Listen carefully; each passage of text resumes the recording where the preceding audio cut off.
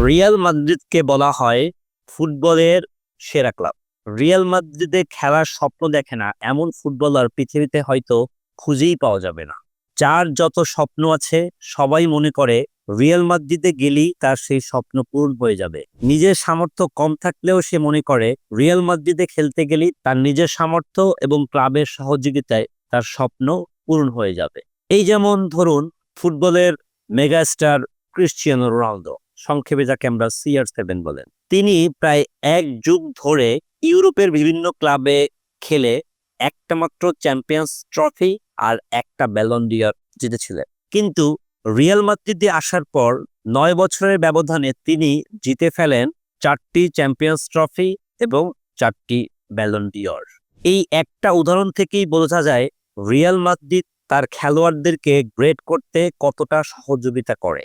একজন খেলোয়াড় কতটা বেশি বিকশিত হতে পারে বা তার অর্জনের খাতায় কত বেশি শিরোপা নিয়ে আসতে পারে, সবকিছুই রিয়াল মাদ্রিদের কাছে গেলেই পূরণ হয়ে যায়। তাই তো এই ক্লাবে খেলতে এসেছেন যুগে যুগে অনেক রথী ও মহারথী।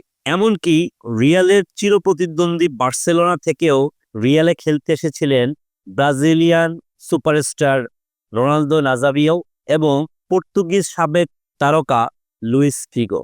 সবাই যখন সাফল্যের স্বপ্ন বুনছে, চ্যাম্পিয়ন্স লিগ ছুঁয়ে দেখেছে, ব্যালন ডি'র অর্জনের তালিকায় তাদের নাম লেখাতে চেয়েছে, ফিফা দা বেস্ট পাওয়ার জন্য প্রতিযোগিতায় তাদের নিজেদের নাম উঠাতে চেয়েছে, ঠিক তখনই এই স্রোতের বিপরীতে একজন খেলোয়াড়ই দাঁড়িয়ে গিয়েছিলেন। তিনি আর কেউ নন, তিনি হচ্ছেন ফুটবলের সর্বকালের সেরা লিওনেল মেসি। লিওনেল মেসি তার নিজের মনের কথা শুনেছেন, কৃতজ্ঞতা প্রকাশ করেছেন বার্সেলোনার কাছে।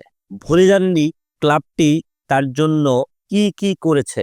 তাই তো তিনি কখনোই কারি টাকা, সুনাম, যশ কোনো কিছুর দিকে না তাকিয়ে বার্সেলোনায় থেকেছেন আর রিয়ালের প্রস্তাবকেও বারবার প্রত্যাখ্যান করেছেন। এই প্রত্যাখ্যানের সংখ্যাটা শুনলে অনেকেরই চোখ কপালে উঠে যাবে।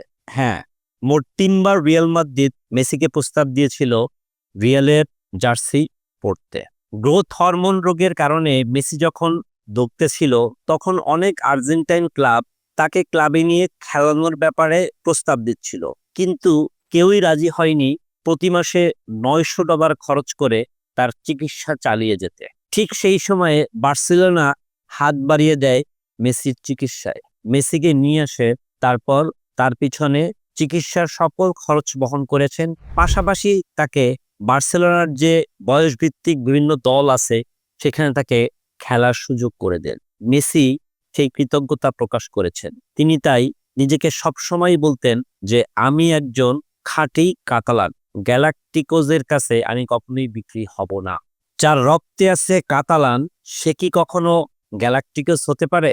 না। অন্য কেউ হলে হয়তো হতে পারে, কিন্তু নামটা যখন লিওনেল মেসি তখন সেটা কখনোই সম্ভব না। 2004 সালে রিয়াল মাদ্রিদ যখন নবমবারের মতো চ্যাম্পিয়ন্স লিগের শিরোপা জেতে, তারপর থেকে তারা আর কোনো মতেই পারতেছিল না এই মর্যাদার শিরোপা অর্জন করতে। ঠিক অপরদিকে সেই মুহূর্তে বার্সেলোনা একের পর এক শিরোপা জিততেছিল। 2006 হতে 2011 এই সময়ের মধ্যে বার্সেলোনা 3বার চ্যাম্পিয়ন্স লিগের ফাইনাল জিতে ফেলে। প্রতিপক্ষ রিয়াল মাদ্রিদ এটা সহ্য করতে না পেরে তারা ম্যানচেস্টার ইউনাইটেড থেকে ক্রিশ্চিয়ানো রোনালদোকে কিনে নিয়ে আসে, কিন্তু তারপরও তাদের খুব একটা সুবিধা হয় না। এরপর তারা প্রথম প্রস্তাব দেন ব্রাজিলিয়ান সেন্সেশন নেইমার জুনিয়রকে, কিন্তু নেইমারও রিয়ালের এই প্রস্তাবকে ফিরিয়ে দেন। এরপরের গল্পটা শুধুই মেসিকে প্রস্তাব দেওয়ার এবং তার প্রত্যাখ্যানের। প্রথম প্রস্তাব আসে 2011 সালে। মেসিকে রিয়াল মাদ্রিদ আনলিমিটেড টাকার চেক এবং কমপক্ষে 10 বছরের জন্য চুক্তিতে আবদ্ধ করার জন্য প্রস্তাব দেন, কিন্তু মেসি তা অত্যন্ত বিনয়ের সাথে ফিরিয়ে দেন। 2013 সালে তারা আরেকবার প্রস্তাব দেন নেইমার জুনিয়রকে, কিন্তু তিনিও সেই প্রস্তাব ফিরিয়ে দেন। তখন তারা আরও একবার প্রস্তাব দেন লিওনেল মেসিকে কাতালান শিবিরে ফিরতে। মেসি এবারও বিনয়ের সাথে সেটা ফিরিয়ে দেন। সর্বশেষ মেসিকে প্রস্তাব দেওয়া হয় 2015 সালে। এবার মেসি একটু শক্তপোক্তভাবেই উত্তর দেন। তিনি জানিয়ে দেন, আমার রক্তে মাংসে শিরায় উপশিরায় মিশে গেছে কাতালান ক্লাবের অবদান। অতএব এই ক্লাবের কাছ থেকে আমি আর কোথাও যেতে চাই না। তিনি রিয়ালকে এবার বেশ শক্ত হয়ে বুঝিয়ে দিলেন যে যত প্রস্তাবই দেওয়া হোক না কেন তিনি কখনোই রিয়াল মাদ্রিদের জার্সিতে কাতালান লেরাই ভিড়বেন না।